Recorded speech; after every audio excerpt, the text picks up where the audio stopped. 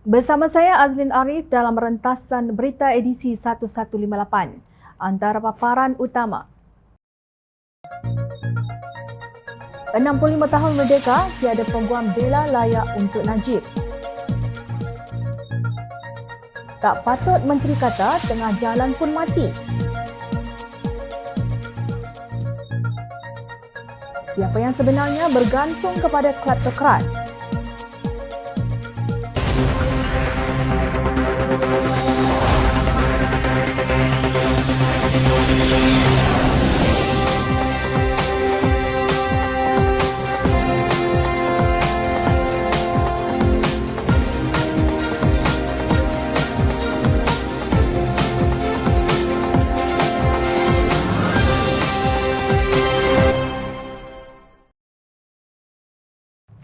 Assalamualaikum dan salam sejahtera. Majlis Peguam Malaysia membantah permohonan Jonathan Laidlaw, Peguam Diraja atau Queen's Counsel QC dari United Kingdom untuk mewakili Datuk Seri Najib Razak dalam rayuannya dalam kes berkaitan penyelewengan 42 juta ringgit dana SRC International Sdn Bhd. Terdapat 21,659 peguam yang berpengalaman di Malaysia untuk dipilih oleh Najib Razak bagi mewakilinya dalam rayuan terakhirnya. Setiausaha Majlis Peguam Malaysia B. Anand Raj dalam affidavit yang difailkan di mahkamah berkata, Peguam Najib ketika ini Tan Sri Muhammad Shafie Abdullah memiliki lebih banyak pengalaman dan lebih layak berbanding Jonathan Laidlaw. Menurut Anand, Muhammad Shafie sendiri memiliki pengetahuan dan pengalaman luas kerana dia pernah berhujah dalam banyak kes membabitkan peruntukan undang-undang jenayah dan pertuduhan yang berkaitan dengan rayuan bekas Perdana Menteri itu. Berdasarkan kenyataan Muhammad Shafie serta pasukan pembelaan telah terlibat dengan kes itu dan sudah biasa dengan pertuduhan serta peruntukan berkanun yang terlibat sejak dari permulaan. Majlis Peguam Malaysia berpandangan Muhammad Shafie sendiri mempunyai pengalaman luas dan kelayakan tinggi berhubung isu yang belum selesai dalam rayuan itu lebih daripada pemohon, tegasnya. Anand menjelaskan hanya pada tahun-tahun awal selepas Malaysia mencapai kemerdekaan daripada United Kingdom pada 1957, ketika bilangan peguam tempatan terhad, maka bantuan daripada QC dan pakar asing diperlukan. Hari ini pada tahun 2022, yakni 65 tahun selepas merdeka, Majlis Peguam Malaysia telah berkembang dengan hebat secara kuantitatif dan kualitatif. Kami mempunyai 21,659 peguam bela dan peguam cara yang memiliki sijil tahunan dan amalan yang sah pada 27 Jun 2022. Ada ramai peguam bela dan peguam cara yang mempunyai kepakaran dan pengalaman dalam bidang litigasi pembelaan jenayah sehingga peringkat rayuan tertinggi.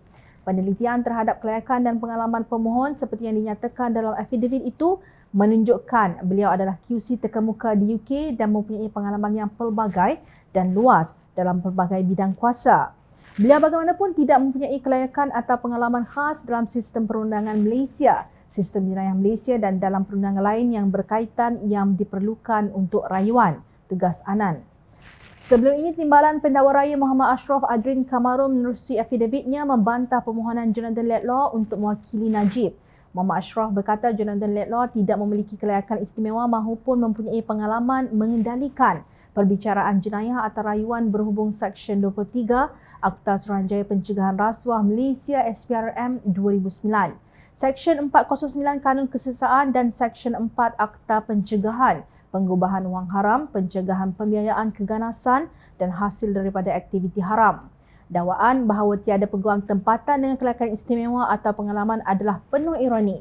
Adalah sukar untuk difahami bagaimana pemohon sebagai seorang yang asing kepada undang-undang tempatan boleh dikatakan lebih lengkap dan layak daripada peguam kanan, ujar Muhammad Ashraf lapor bernama. Menurut beliau, pertuduhan di Mahkamah Persekutuan juga bukan pertuduhan baharu tetapi pertuduhan sama yang dikendalikan Tan Sri Muhammad Shafie di Mahkamah Tinggi dan Mahkamah Rayuan. Oleh itu, permohonan ini adalah tanpa merit dan hendaklah ditolak secara terus, tegasnya. Pada 8 Disember 2021, Mahkamah Rayuan mengekalkan sabitan dan hukuman penjara 12 tahun serta denda 210 juta ringgit yang dijatuhkan ke atas Najib kerana menyeleweng 42 juta ringgit dana SRC. Hakim Datuk Abdul Karim Abdul Jalil yang bersidang bersama-sama Datuk Hassanah Mehat dan Datuk Wazir Alamaidin Mira menolak rayuan Najib terhadap keputusan Mahkamah Tinggi oleh Hakim Datuk Muhammad Nazlan Muhammad Ghazali pada 28 Julai 2020. Mahkamah Persekutuan adalah rayuan terakhir Najib terhadap sabitan dan hukumannya. Semasa membacakan keputusannya, Hakim Abdul Karim berkata Najib ada kawalan penuh terhadap dana yang diberi kepada SRC dan bebas untuk menggunakannya untuk kepentingan peribadi. Ini ditunjukkan menerusi aliran 42 juta ringgit daripada SRC ke akaun peribadinya. Ini bukan sesuatu yang boleh dikatakan sebagai dilakukan untuk kepentingan negara. Tiada kepentingan negara di sini, hanya memalukan negara, kata Hakim. Pada 25 Januari lalu, firma guaman Tetuan Syafiee & Co menyerahkan surat permohonan kepada Sekretariat Ketua Hakim Negara Tun Tengku Maimun Tuan Mat melantik QC dalam rayuan akhir Najib di Mahkamah Persekutuan. Ingat lagi tak apa kata Presiden PAS Tan Sri Abdul Hadi Awang ketika Jabatan Kehakiman Amerika Syarikat DOJ mengemukakan saman sivil untuk merampas aset bernilai 540 juta US dollar yang didakwa diperolehi dengan dana yang diselewengkan dari One Malaysia Development Berhad 1MDB pada 2017. Beliau mengecam mereka yang mahu orang asing campur tangan dalam hal ehwal Malaysia untuk mendapatkan keuntungan politik adalah tidak beriman dan budiman.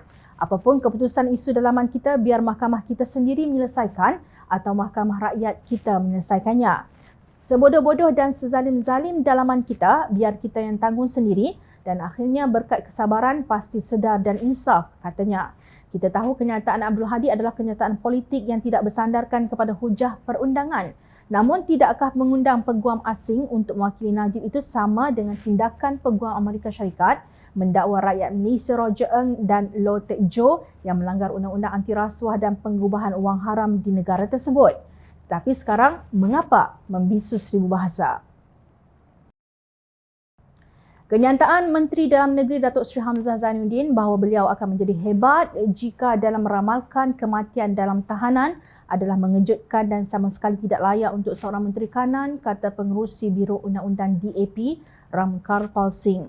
Kata Ramkarpal, komen Hamzah adalah tidak perlu dan mengabaikan tajuk laporan yang diulasnya iaitu A Report from Hell, Conditions of the Immigration Detention Centres in Sabah atau laporan dari neraka keadaan pusat tahanan imigresen di Sabah di mana Kedutaan Besar Malaysia di Jakarta merekodkan kematian 149 warga Indonesia dalam 5 pusat tahanan di Sabah selama 18 bulan antara 2021 dan 2022.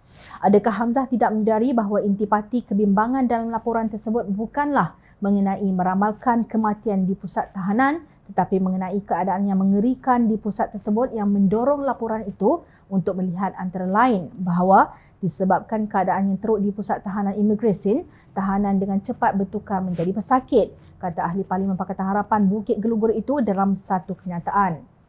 Menurut beliau, ini bukan kali pertama aduan dan seruan untuk pembaharuan dibuat mengenai keadaan pusat tahanan di negara ini. Dalam laporan tahunan 2016, Sohakam berkata, terdapat lebih 100 kematian di pusat tahanan imigresen dan 521 kematian di penjara pada 2015 dan 2016. 12 orang mati dalam lokap polis pada 2015. Beliau membangkitkan bahawa pada 2017, Reuters melaporkan terdapat 118 warga asing termasuk pekerja tanpa izin, pelarian dan pencari suaka telah meninggal dunia di pusat tahanan dalam tempoh 2 tahun lepas. Lebih separuh daripadanya berasal dari Myanmar. Sebagai Menteri Dalam Negeri, Hamzah sepatutnya memahami bahawa tahanan juga mempunyai hak asasi manusia. Yang paling penting mestilah hak untuk hidup dan menjadi kewajipan kerajaan untuk memastikan mereka mendapat kemudahan yang sewajarnya dan tertakluk kepada keadaan berperi kemanusiaan di pusat tahanan di seluruh negara, tegas Ramkarpal. Dalam satu sidang media, Hamzah berkata, saya nak maklumkan kalaulah saya tahu ada orang nak mati, jangan dimasukkan dalam depo, maknanya hebatlah saya. Beliau berkata mereka yang ditahan itu telah melakukan jenayah. Orang mati sekarang ni kadang-kadang tengah jalan pun mati, ujar beliau. Dalam hubungan ini, Ramkarpal mengingatkan bahawa seseorang dianggap tidak bersalah sehingga dibuktikan bersalah. Pandangan Hamzah bahawa apabila seseorang itu ditahan, bermakna dia telah melakukan jenayah, mengabaikan prinsip asas bahawa semua tahanan kecuali mereka yang telah disabitkan dianggap tidak bersalah sehingga dibuktikan bersalah. Kenyataan karut Hamzah terutamanya ketika mengenangani isu yang berkaitan dengan warga asing tidak banyak memberi inspirasi kepada kerajaan kita di mata masyarakat antarabangsa mengenai perkara yang berkaitan dengan hak asasi manusia di negara ini.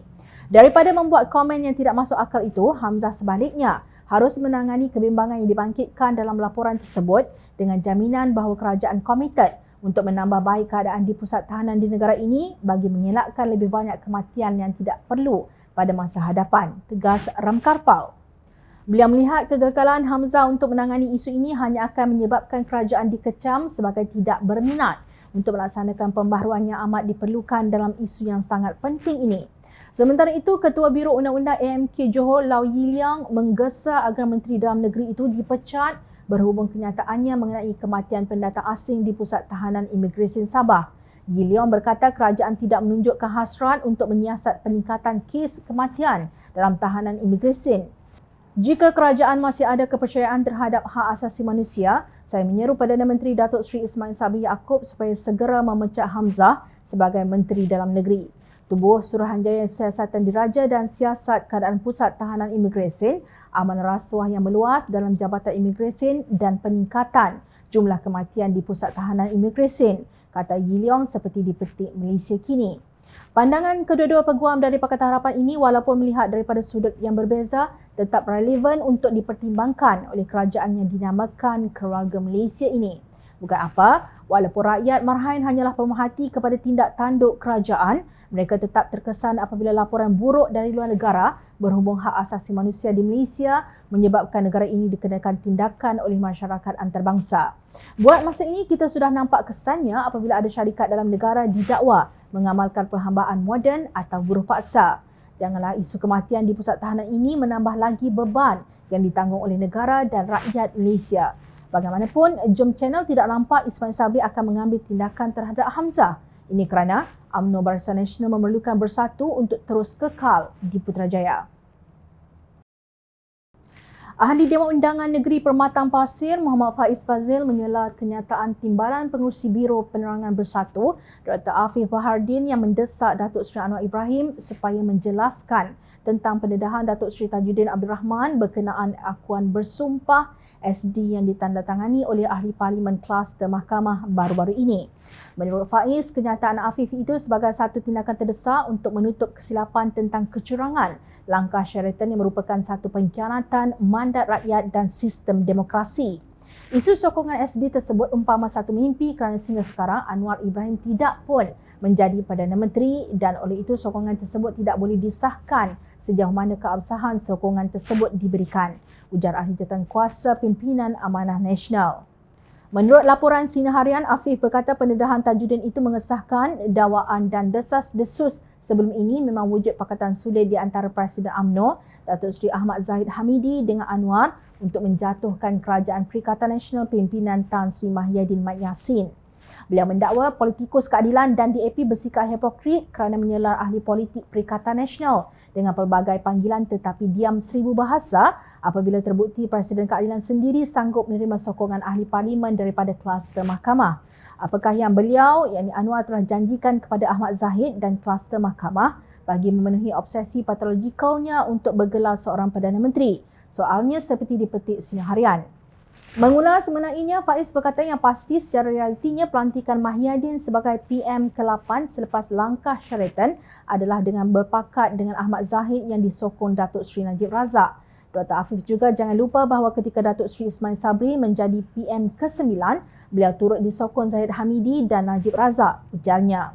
Faiz menyifatkan tindakan Afif dan Bersatu menyokong Mahyadin dan Ismail Sabri sebagai sesuatu yang ironis kerana kedua-dua Perdana Menteri adalah daripada parti bersekutu dalam kedua-dua kerajaan yang ditubuhkan selepas langkah Sheraton. Justru Dr. Afif perlu lebih jujur untuk akui siapakah sebenarnya yang bergantung kepada kleptokrat. Adalah sangat meleset untuk mendakwa PH hipokrit berkenaan isu ini kerana PH telah menegaskan daripada awal bahawa PH tidak akan berkompromi dalam isu keadilan dan keluhuran undang-undang. Ini bermaksud PH tidak akan menerima sokongan kluster mahkamah. Kerajaan hari ini bergantung pada kluster mahkamah sebagai keymaker kepada pembentukan kerajaan, tegas Faiz.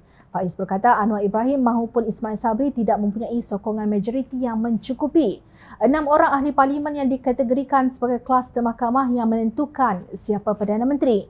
Bila mereka menarik balik sokongan, jatuh terduduklah Perdana Menteri seperti apa yang berlaku kepada Mahyadin. Oleh itu, rakyat perlu tahu hakikat sebenar bahawa Mahyadin dan Ismail Sabri menjadi Perdana Menteri atas sokongan kluster mahkamah atau kleptokrat, ujarnya. Faiz turut melontarkan persoalan yang perlu dijawab oleh rakyat yang berfikir.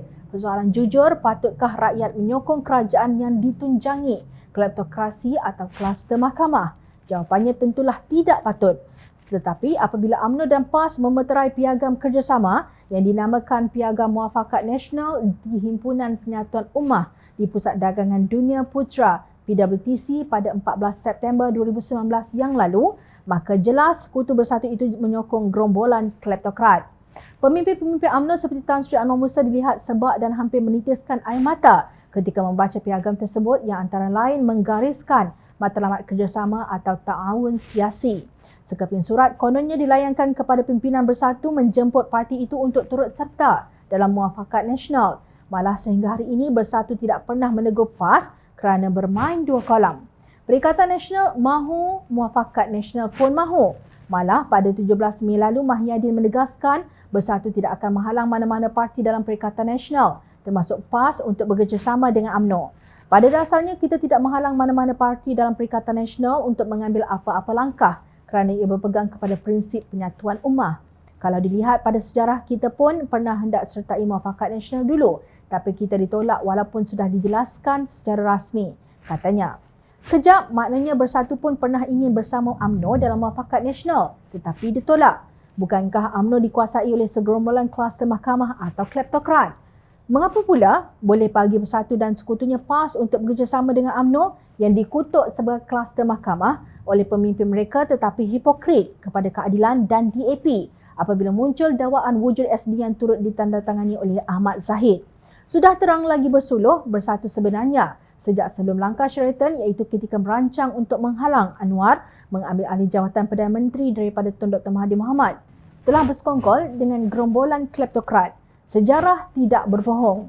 Ingat, rakyat sentiasa memerhati. Teruskan bersama kami di Jom Channel dan layar reporter jomchannel.net untuk mendapatkan berita politik tanah air.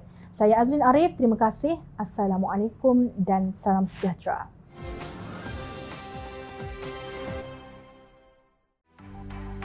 Mencari maklumat dan berita politik yang bebas, kupasan yang tepat, panas. Dapatkannya secara eksklusif hanya di Jom Channel. Komitmen kami, pentasan berita Isnin hingga Jumaat. Berbicara dan isu semasa, kami garapkan secara langsung. Panel-panel berkaliber dan profesional. Interaktif, pandangan anda kami raikan. Jangan lupa bersama kami di setiap hujung minggu dalam edisi khas mingguan. Jom Channel, moving forward, sharing a new experience.